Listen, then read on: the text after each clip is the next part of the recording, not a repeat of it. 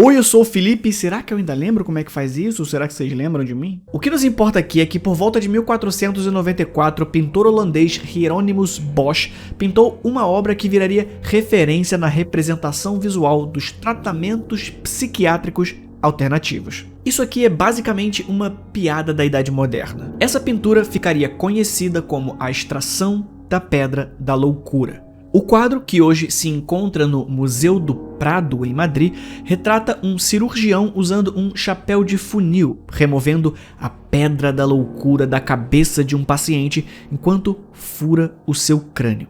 Um assistente, um monge carregando uma caneca, está próximo. Jogando com o duplo sentido da palavra key em holandês, que significa pedregulho ou bulbo, a pedra aparece como um bulbo de flor, enquanto outra flor repousa sobre a mesa. Uma mulher com um livro equilibrado na cabeça observa.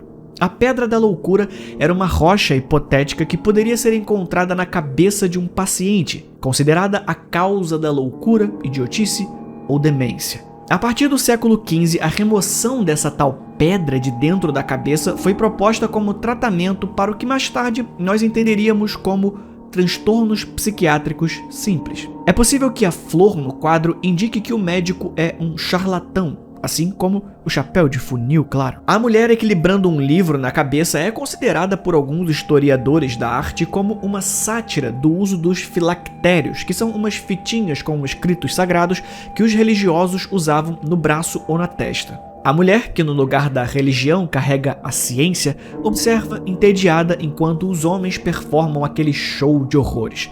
Alguns pensadores, como Michel Foucault, por exemplo, vai dizer que o médico é muito mais insano do que o paciente que ele está tentando curar, e seu falso conhecimento nada mais faz do que revelar os piores excessos de uma loucura imediatamente aparente para todos, menos para ele mesmo.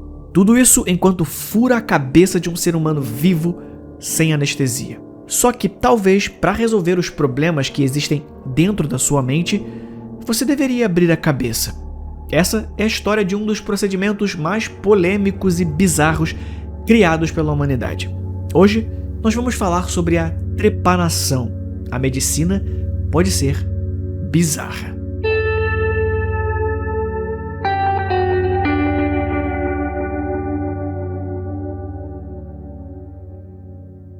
A palavra trepanação vem do grego e significa literalmente broca, por causa da ferramenta usada para abrir um buraco no crânio do paciente. Essa broca era chamada de trípano e consistia de uma haste com uma lâmina circular. Assim, o indivíduo que estivesse performando a operação poderia apenas encostar e girar até que o pedaço de crânio saísse. Com essa intervenção, a pessoa expõe a dura mater, uma das camadas mais baixas de proteção do seu sistema nervoso central. O procedimento é muito lembrado pelo seu uso na Idade Média. Havia uma lista longa e bizarra de motivos pelos quais uma pessoa seria recomendada essa solução macabra. Em um dia, você reclama de uma dor de cabeça ou de algum outro sintoma que no nosso tempo seria resolvido com terapia.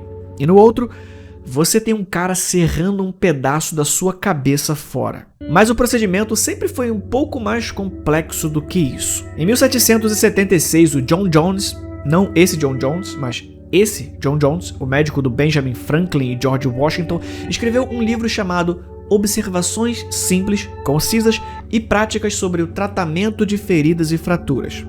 Um título direto ao ponto. Nesse livro, ele explica como o processo da trepanação deve ser feito e em que situações é recomendado. Como, por exemplo, quando um soldado é ferido gravemente na cabeça. O médico deve abrir um buraco no crânio para evitar que a pressão do cérebro cause algum dano fatal. E é justamente esse alívio de pressão, a maior causa de recomendação do procedimento, que gerou alguns erros históricos sobre isso. Tipo essa ideia errônea de que uma simples enxaqueca seria o suficiente para um médico meter a serra no seu couro cabeludo. Como eu disse, é um processo feito há muito tempo e por volta de 1870, um antropólogo recebeu uma porção de crânios vindos daqui da América do Sul, que teriam pertencido a crianças do período neolítico, ou período da pedra polida para os íntimos.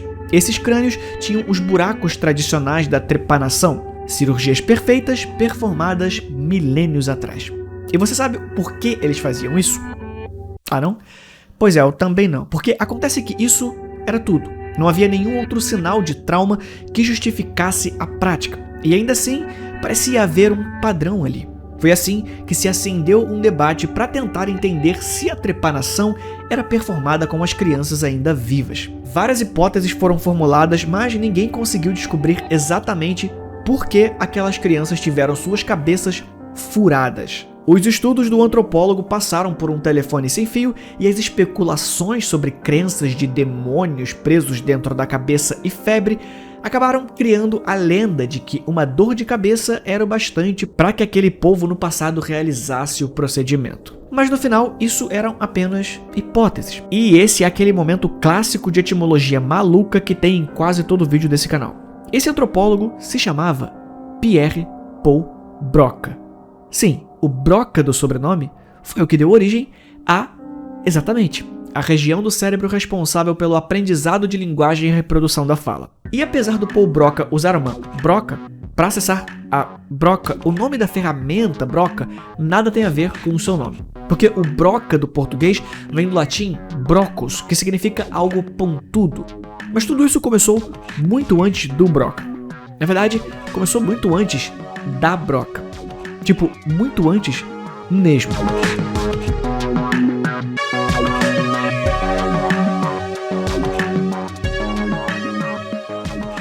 Como eu disse, alguns crânios bem antigos já foram encontrados demonstrando a prática. Uma perfuração por lesão e uma perfuração perfeitamente executada deixam marcas obviamente diferentes. Principalmente porque uma perfuração por flecha, lança ou algum tipo de ferramenta pontuda é quase certo que mata a pessoa furada. Isso significa que o crânio encontrado vai demonstrar os vestígios do trauma. Agora, se for performado como uma cirurgia, a pessoa ainda viva vai ter tempo de cicatrizar o buraco e o cientista consegue assim verificar se o procedimento foi feito com a pessoa viva ou se foi um golpe que a matou. Então, as evidências mostram que a trepanação é performada há pelo menos 7.000 anos, o que faz a trepanação o procedimento cirúrgico mais antigo da história. E sabe o que acontecia também há 7.000 anos? As populações humanas começavam a criar os primeiros assentamentos com mais de 20.000 pessoas, o que também coincide com um dos primeiros surtos de peste negra que se tem registro. Claro que a peste provavelmente não tem relação com isso, mas o meu ponto aqui é que essas aglomerações talvez tenham dado início a surtos de várias doenças, já que foi a primeira vez que as condições perfeitas para a proliferação de bactérias e vírus existissem. E com mais doenças, provavelmente vieram novas formas de tentar tratá-las. Talvez a gente nunca saiba exatamente que tipo de doenças ou queixas motivou alguém a furar a cabeça de uma pessoa viva na tentativa de ajudá-la. E talvez a gente nem saiba se esses humanos entendiam o que eles estavam fazendo, se tratavam realmente como um procedimento médico.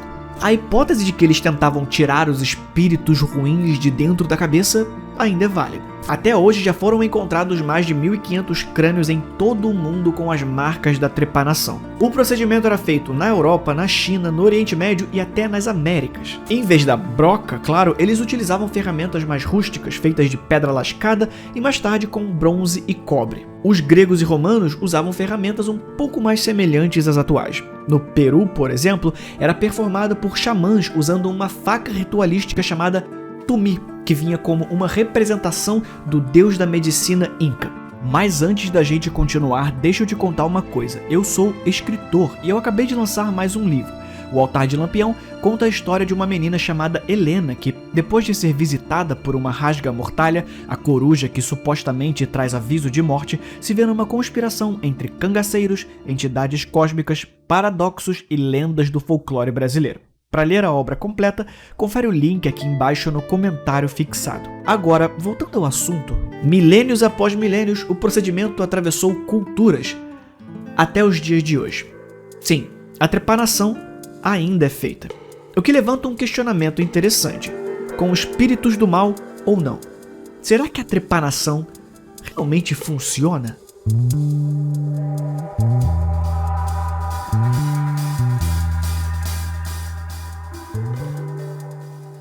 Como no livro de medicina citado anteriormente, sim, A trepanação funciona assim, mas não é tão simples. A trepanação é um procedimento invasivo e traumático para tratar um problema invasivo e traumático. Pancadas na cabeça podem causar um sangramento interno que comprimem o cérebro, atrapalhando a oxigenação e causam danos graves, até a morte. Abrir e deixar essa pressão escapar ajuda de imediato. O procedimento hoje tem um nome bem mais bonitinho: craniotomia. É feito nesses casos de trauma, mas também utilizado como tratamento para Parkinson, epilepsia e tremor essencial, que é um distúrbio do sistema nervoso que causa tremores similares ao do Parkinson. Em alguns casos é feita a craniectomia decompressiva, que é mais parecido com a trepanação: abrir um buraco na cabeça e deixar aberto por um tempo para que o cérebro se recupere.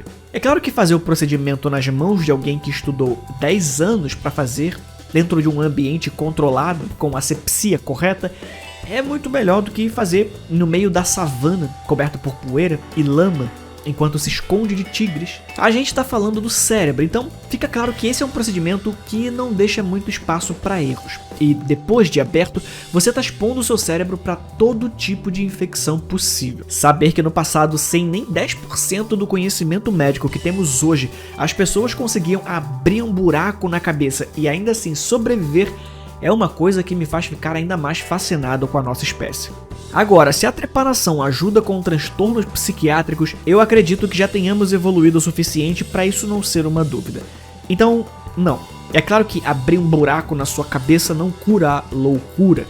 Na verdade, abrir um buraco na cabeça fora de uma mesa de cirurgia talvez seja coisa de louco mesmo.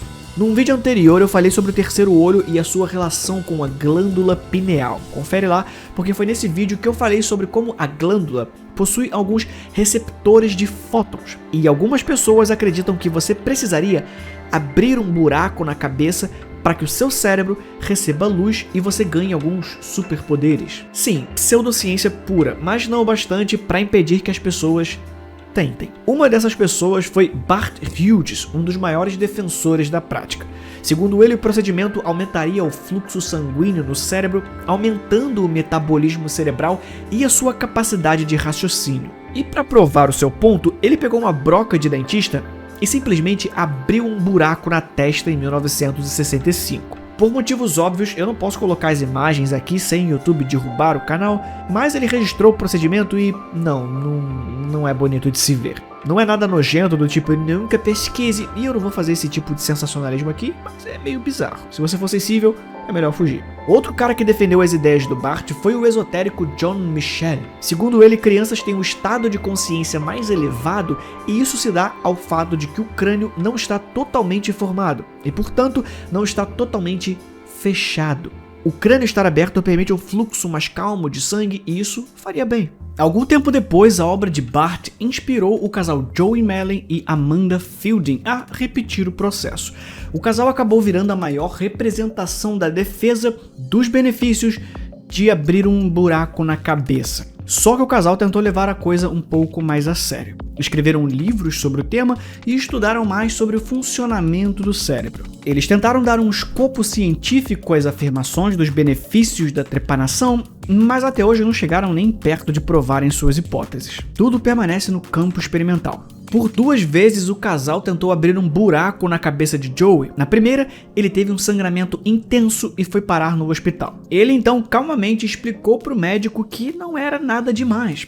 Ele só estava tentando usar uma broca de dentista para abrir um buraco no crânio e ganhar superpoderes.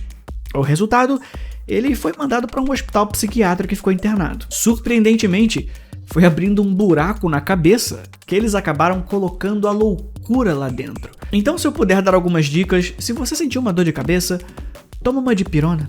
Se você tiver algum transtorno psiquiátrico, vai no médico. Deixa essa coisa de abrir um buraco na cabeça para os médicos treinados. Esse foi o vídeo de hoje. A gente se vê na próxima.